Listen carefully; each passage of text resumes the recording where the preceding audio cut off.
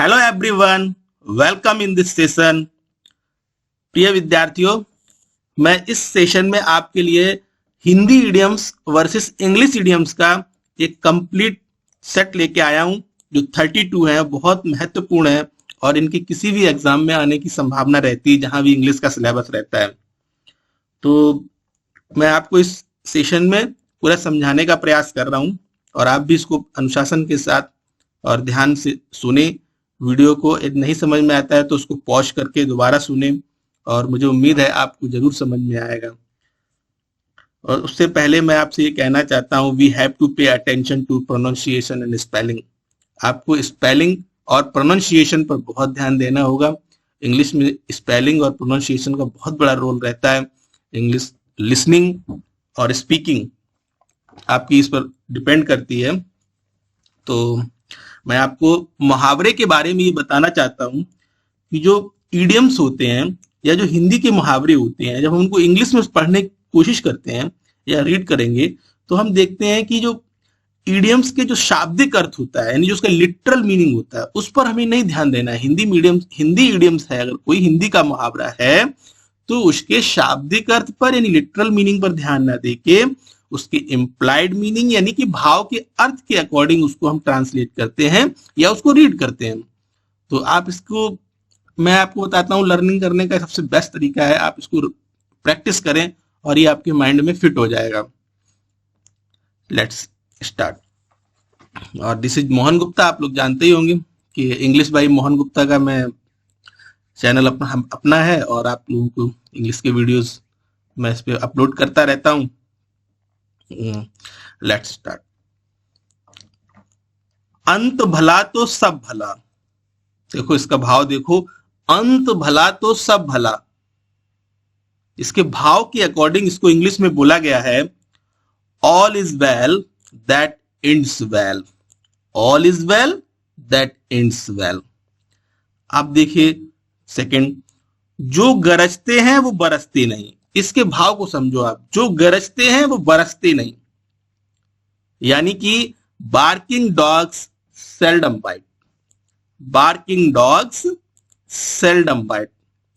अब आप देखो, वो बार्किंग डॉग्स यानी भौंकने वाले कुत्ते कभी काटते नहीं है। तो जो उसका भाव और इसका भाव, जो गरजते हैं वो बरसते नहीं है, यानी सेम है। तो इसी प्रकार से मैंने आपको समझाने का प्रयास किया। आप इनकी जितना आप more practice more you learn, आप जितना प्रैक्टिस करेंगे, इनको बोलेंगे, आपको ये लर्न हो जाएंगे। और जिसकी लाठी उसकी भैंस, जिसकी लाठी उसकी भैंस, might is right.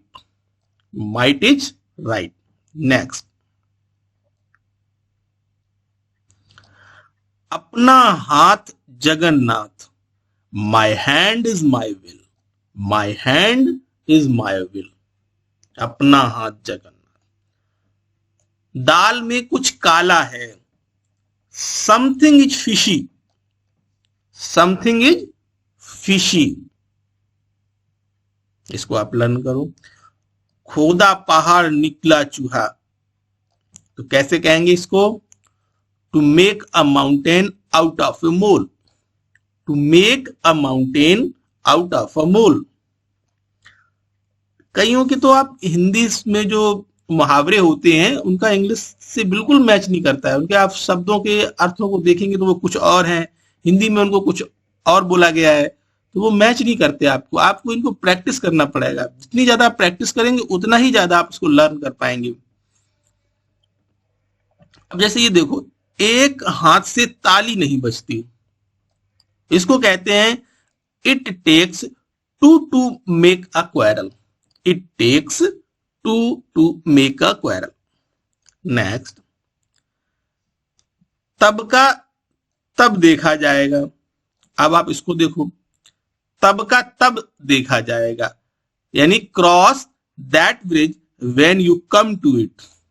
Cross that bridge when you come to it. दोनों का भाव का जो अर्थ है वो एक ही है, तब का तब देखा जाएगा, cross that bridge when you come to it. एक तीर से दो निशान, kill two words with one stone. इसका समझ में आ रहा होगा आपको, kill two words with one stone. यानी एक पत्थर से दो चिड़ियों को मारना। अंधों में काना राजा, a figure among ciphers, a figure among ciphers. Ciphers माने तो है जीरो, यानी ऐसा व्यक्ति जिसकी, ऐसे व्यक्तियों के बीच में जिसकी वैल्यू जीरो है, यानी अंधों में वो काना राजा है, यानी ए फिगर अमोंग साइफर्स। भैंस के आगे बीन बजाना, crying in wilderness, crying in wilderness. Next, जैसा बाप वैसा बेटा, लाइक फादर लाइक सन, आप भला तो जग भला, good mind good find. Next, ऊंची दुकान फीके पकवान, ऊंची दुकान फीके पकवान। तो कैसे कहेंगे इसको? Great boast little roast, great boast little roast. दूध का जला छाछ को भी फूक फूक कर पीता है। वंस बिटिन ट्वाइस शाय, वंस बिटिन ट्वाइस शाय। अब जैसे ये देखो, एक गंदी मछली पूरे तालाब को गंदा कर देती है, एक गंदी मछली पूरे तालाब को गंदा कर देती है। One rotten apple spoil the whole basket, rotten means सड़ा हुआ, एक सड़ा हुआ सेब पूरी होल बास्केट, स्पॉइल्स माने खराब कर देता है, पूरी टोकरी को खराब कर देता है जो सेब की होती है। तो इन दोनों का जो अर्थ क्या है? एक गंदी मछली पूरे तालाब को गंदा करती है, यानी एक व्यक्ति है, एक एक एक थिंग्स है उसमें। तो ऐसे इसमें one rotten apple spoil the whole market, यानी कि दोनों का सेंट्रल आइडिया एक ही है कहने का। मुझे मेरे हाल पर छोड़ दो, leave me on my own, leave me on my own. मुझे मेरे हाल पर छोड़ दो। अब जैसे ये है, काम को काम सिखाता है, ठीक है। Practice makes a man perfect, practice makes यानी कि जो अभ्यास होता है वो व्यक्ति को परफेक्ट बनाता है, यानी काम को काम सिखाता है। दोनों का भाव एक ही है। अब ऊंट के मुंह में जीरा, यानी इतना बड़ा ऊंट होता है, विशाल आकार होता है, उसमें अगर जीरा रख दो तो उसको कुछ नहीं पता लगेगा। तो वैसे ही a drop in the ocean, a drop in the ocean, यानी समुद्र में एक बूंद। दोनों का भाव एक ही है।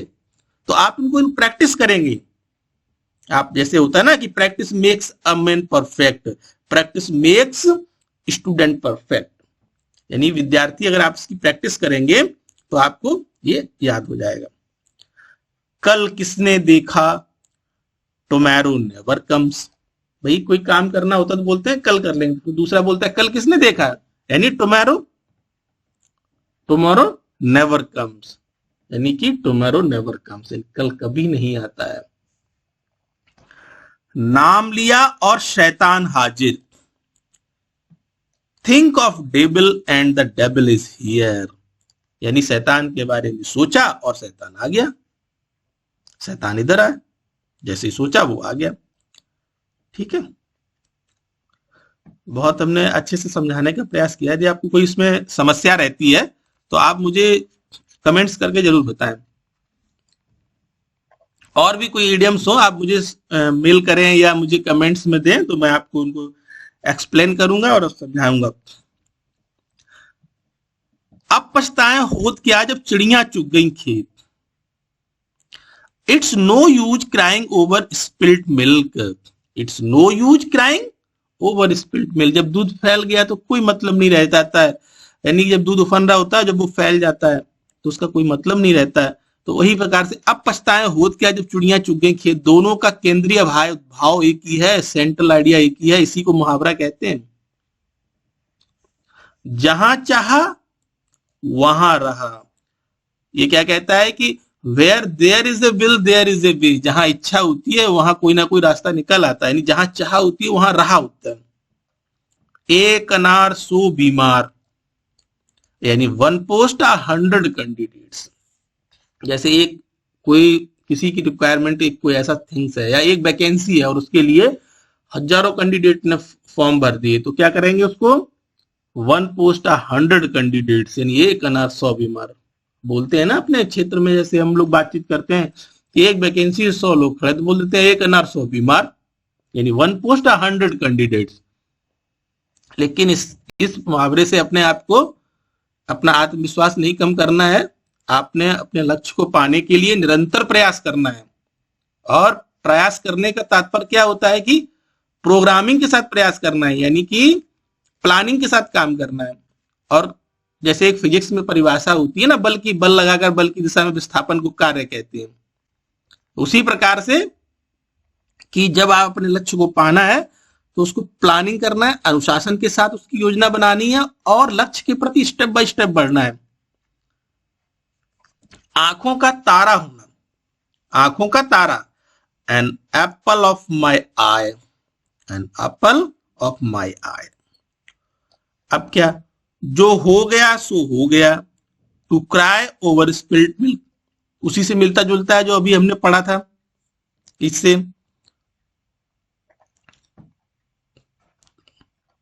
It's no use crying over spilled, अब पछताएं होत क्या जब चिड़िया चुग गई खेत। इसी प्रकार से जो हो गया सो हो गया, to cry over spilled milk. Next, जैसी करनी वैसी भरनी, as you sow so shall you reap, as you sow so shall you reap.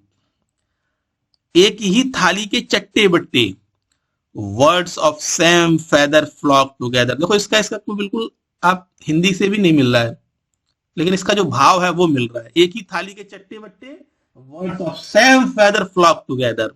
Feather means पंख होता है।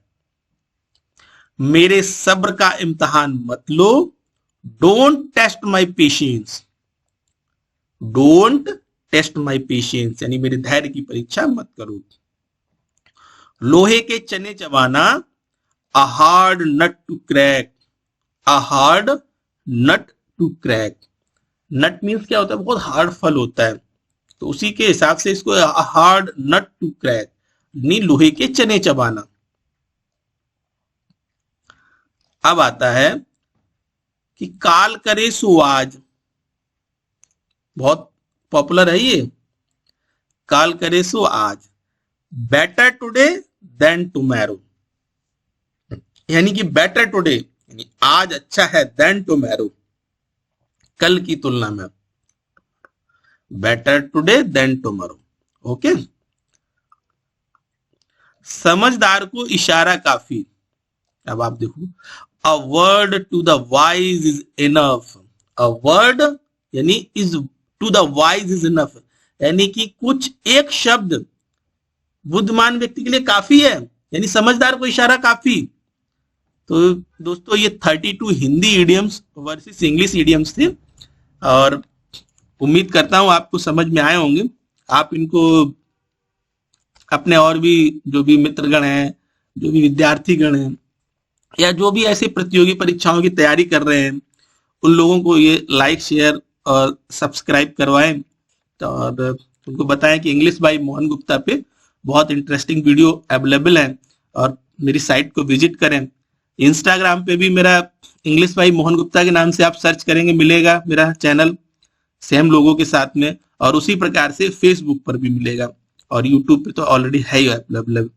और उम्मीद करता हूँ आपको समझ में आया होगा। दोस्तों मैं एक बात बताना चाहता हूँ, यदि आप लक्ष्य को प्राप्त करना चाहते हैं तो आपको लक्ष्य को प्राप्त करने से पहले उसको प्लानिंग करनी पड़ेगी, और उसके लक्ष्य की प्राप्त करने की दिशा में आपको स्टेप बाय स्टेप बढ़ना होगा। सफलता शॉर्टकट से कभी नहीं मिलती, और जिन लोगों ने जो सफलता के शिखर पर पहुंचे हैं, यदि आप उनके व्यक्तित्व का, उनकी कार्यप्रणाली का अध्ययन करेंगे तो आप पाएंगे कि उन्होंने सफलता को बड़ी प्लानिंग के साथ में और स्टेप बाय स्टेप चल के प्राप्त करा है। वो ऐसे डायरेक्ट कोई शिखर पे नहीं पहुंच गया। तो कोई भी लक्ष्य कठिन नहीं है, हमेशा वही जीता है जो डरा नहीं है।